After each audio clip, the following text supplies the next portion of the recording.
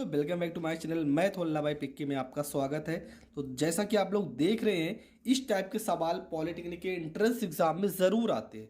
तो यहाँ पे देखो बार लगा है ना, तो इस तरह के सवाल मैं चुटकियों में हल कर दूंगा।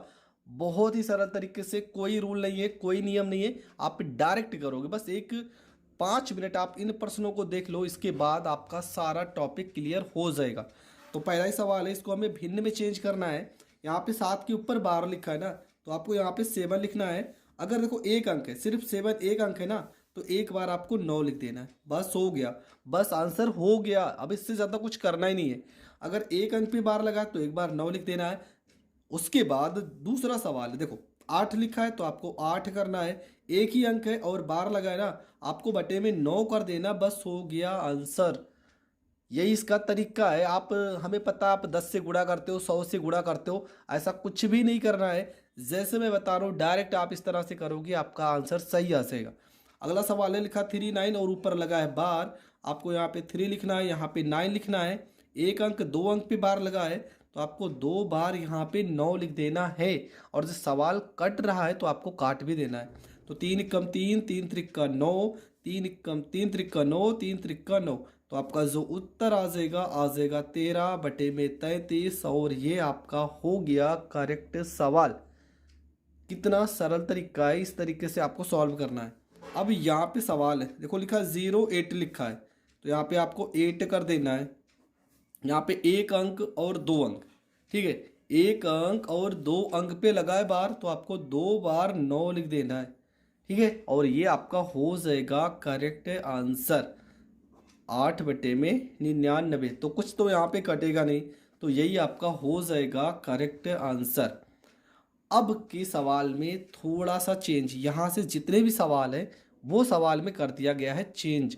अब इस तरह के सवाल आप कैसे हल करोगे तो वो समझते हैं। देखो यहाँ पे लिखा है 5 और 7 के ऊपर बार लगा है, 5 के ऊपर नहीं लगा है ना। चलो इसका रूल समझते हैं। यहाँ पे जो भी संख्या लिखा है, क्या लिखा है, 57 लिखा है। आपको 57 लिख देना है। जिसके ऊपर बार नहीं लगा है उसको आपको घटा देना है। तो 57, 5 के ऊपर बार नहीं लगा है तो 5 घटा देंगे। एक अंक पे बार लगा है तो एक बार 9 लिखेंगे। और कितने अंक है जिस पे बार नहीं लगा है, तो सिर्फ एक अंक है जिस पर बार नहीं लगा है, तो एक अंक है तो 1 0। यहाँ 2 अंक होता तो 2 0, 3 अंक होता तो 3 0, ठीक है। एक अंक पे बार लगा है तो हमने 9 लिखा है, एक अंक पे नहीं लगा है तो 0 लिखा है। अब यहाँ पे जिस पे बार नहीं लगा होगा उसे घटाया जाता है। जितना भी यहाँ पे नंबर लिखा होगा आपको पूरा लिख देना है, जितने पे बार नहीं लगा होगा वो आपको घटा देना है। तो 7 में से 5 जाएगा 2, मतलब आ जाएगा 52/90। अगर कट रहा है तो इसे काट देंगे, 3 से कट जाएगा तो 3 से नहीं कटेगा, तो इसे हम काट देते हैं 2 से, 2 से काटेंगे, 2 दूना 4 हो जाएगा, एक हासिल जाएगा, तो ये हो जाएगा 1 2 छंग 12 26 हो जाएगा। 2 से इसे काटेंगे तो ये 30 हो जाएगा। और 2 से काट सकते हैं, 2 से काटेंगे तो ये 2 एकम 2, 2 तिया 6 हो जाएगा। 2 से काटेंगे तो ये 15 हो जाएगा, मतलब 13/15 आपका हो जाएगा करेक्ट आंसर। अगला सवाल जो है, देखो इसमें क्या करना है, देखो 925 लिखा है ना, तो पूरा पूरा आपको 925 लिख देना है, 925 लिख देना है। अब इसके बाद देखेंगे कितने अंक पे बार नहीं लगा है, तो देखो 9 पे बार नहीं लगा है ना, सिर्फ 9 पे, तो 9 को आपको घटा देना है। यहाँ 2 अंक पे बार लगे हैं तो 2 बार आपको 9 लिखना है। एक अंक पे बार नहीं लगा है तो 1 0 लिखना है। फिर से समझिए, यहीं पे थोड़ा सा कन्फ्यूज़न होगा। पूरा का पूरा 925 लिखेंगे, 9 पे बार नहीं लगा है तो माइनस में 9 लिखेंगे। यहाँ पे 25, 2 अंक पे बार लगा है तो 2 बार 9, जिस पे बार नहीं लगा है 0, घटा देंगे। 15 में से 9 जाएगा 6, यहाँ बचेगा 1, मतलब हो जाएगा 916 बटे में 9 9 0। इसको आप काटना चाहें तो आप काट भी सकते हैं, अगर कट रहा है तो आप काट भी सकते हैं। 9 1 10 6 16, ठीक है। नहीं तो मैं तो यहीं पे कर दे रहा हूँ आंसर। वैसे आप 2 से काटना चाहें तो काट सकते हैं। तो ये प्रश्न भी आपका हो गया कंप्लीट। अगला जो प्रश्न है, देखो क्या लिखा है, लिखा है 0.234 पे लगा है बार। तो आपको क्या करना है, पूरा का पूरा 234 को लिख देना है।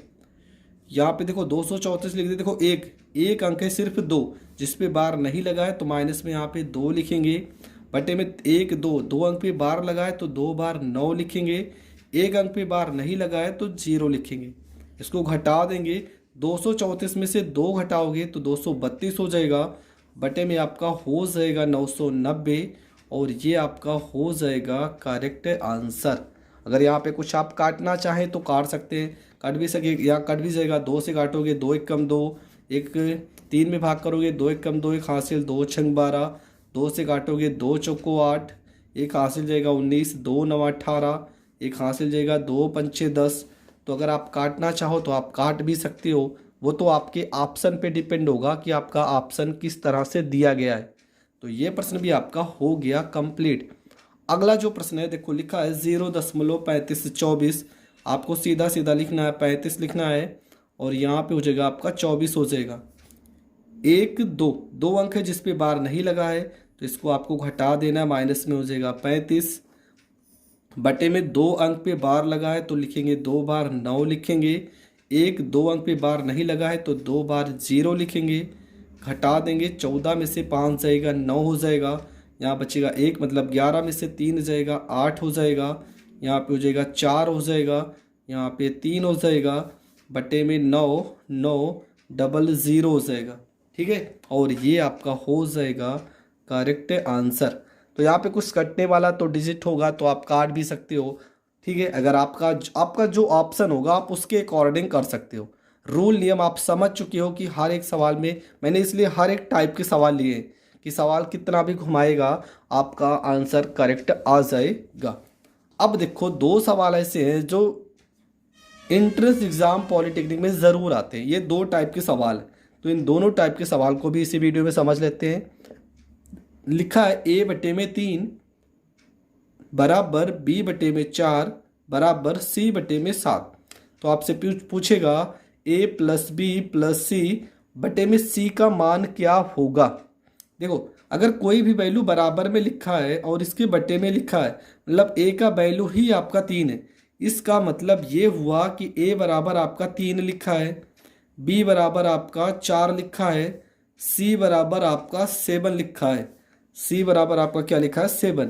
तो a की जगह पे हम 3 रखेंगे, b की जगह पे 4 रखेंगे, c की जगह पे 7 रखेंगे, बटे c की जगह पे 7 रखेंगे।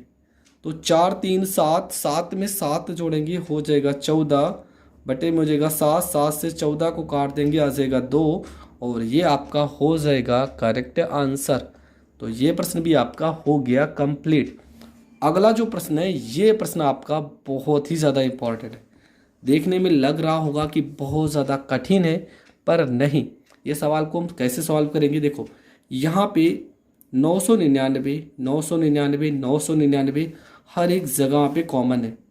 पहली बात तो अगर हर बराबर है, देखो यहाँ पे 7 है, यहाँ पे यहाँ पे यहाँ पे यहाँ पे यहाँ पे हर जगह अगर वैल्यू बराबर है तो आपको कुछ भी नहीं करना है, डायरेक्ट आपको 999 कर लेना है कॉमन। ठीक है, 999 को कर लेना है कॉमन। लेकिन 999 कितनी बार लिखा है, 1 2 3 4 5 6, तो 6 से गुणा भी करना है, ये आपको ध्यान में रखना है। और यहाँ पे किस चीज़ का चिन्ह लगा है बार बार, प्लस का, तो बीच में प्लस का निशान भी लगा देना है।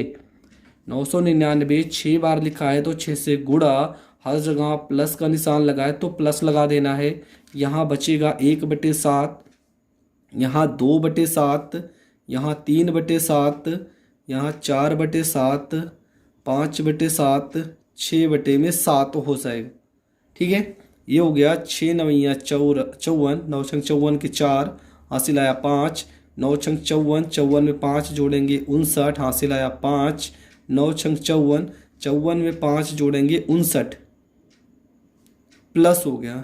यहाँ पे देखेंगे हर बराबर है तो हर में लिखेंगे 7, अंश को जोड़ेंगे 2 1 3, 3 में 3 जोड़ेंगे 6, 6 में 4 जोड़ेंगे 10, 10 में 5 जोड़ेंगे 15, 15 में 6 जोड़ेंगे हो जाएगा 21। ठीक है, कितना हो गया 21 हो गया। 7 से 21 को काटेंगे, कितनी बार में कटेगा, 3 बार में कटेगा। तो ये आपका हो जाएगा 59 94, प्लस में हो जाएगा आपका 3, जोड़ देंगे हो जाएगा 59 97, और ये आपका हो गया करेक्ट आंसर। ठीक है, गुणा तो सही किया है। 6 9 54, हासिल आ गया 5। 6 9 54, 54 में 5 जोड़ेंगे 59, 5 6 9 54, 5 59। तो ये प्रश्न आपको करने का तरीका पता होना चाहिए, नहीं तो आप इस तरह से गुणा ही करोगे तो गुणा ही करते रहोगे। 999 को 7 से फिर 1 जोड़ोगे, फिर गुणा बहुत ज़्यादा लंबा गुणा हो जाएगा और जोड़ने में भी कठिनाई होगी। तो इस तरह का सवाल पेपर में आएगा, तो आपको इसी टाइप से करना है। आई होप आपको ये सारे के सारे प्रश्न समझ में आ गए होंगे। समझ में आ गए हैं तो वीडियो को यहीं पे करते हैं समाप्त। मिलेंगे नेक्स्ट वीडियो में, तब तक के लिए जय हिंद, जय भारत।